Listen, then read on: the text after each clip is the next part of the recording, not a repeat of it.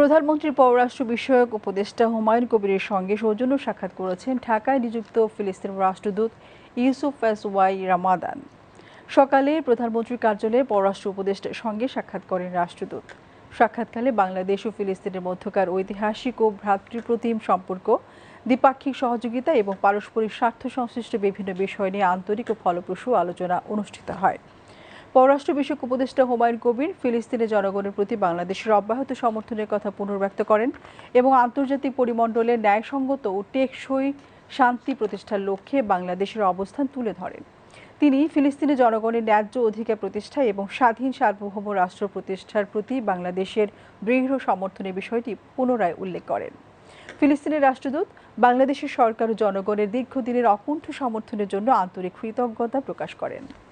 তিনি দুই দেশের বিদ্যমান বন্ধুত্বপূর্ণ সম্পর্ককে আরও সুদৃঢ় করার পাশাপাশি বাণিজ্য, শিক্ষা, সংস্কৃতি এবং জনগণের পারস্পরিক যোগাযোগ বৃদ্ধির মাধ্যমে সহযোগিতার নতুন ক্ষেত্র সম্প্রসারণে আগ্রহ ব্যক্ত করেন।